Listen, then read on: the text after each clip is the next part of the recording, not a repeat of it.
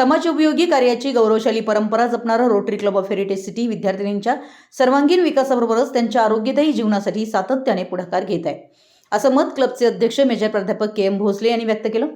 शिरोळ सौ रुक्मिणी पांडुरंग माने रहिमतपूरकर कन्या माध्यमिक विद्यालयात रोटरी क्लबच्या वतीनं आधुनिक शुद्ध पेयजल युनिट बसवण्यात आलं असून त्याच्या उद्घाटन प्रसंगी ते बोलत होते.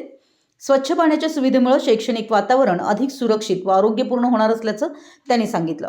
कार्यक्रमास रोटरी क्लब ऑफ हेरिटेज सिटीचे अध्यक्ष मेजर प्राध्यापक भोसले, सचिव अमित जाधव, सदस्य तुकाराम पाटील भैया, ॲडव्होकेट श्रीकांत माळकर, डॉक्टर अतुल पाटील, चंद्रकांत भाट तसेच शालेय व्यवस्थापन समितीचे अध्यक्ष संजय माने, सदस्य खंडेराव हेरवाडे, सामाजिक कार्यकर्ते बुधाजी चुडमुंगे आदी मान्यवर उपस्थित होते. शाळेच्या वतीनं उपस्थित मान्यवरांचा सत्कार करण्यात आला.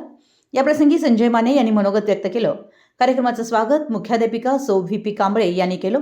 सूत्रसंचालन सौ पी व्ही चौगुले यांनी तर आभार प्रदर्शन सौ जे टी झोंजाळ यांनी केलं.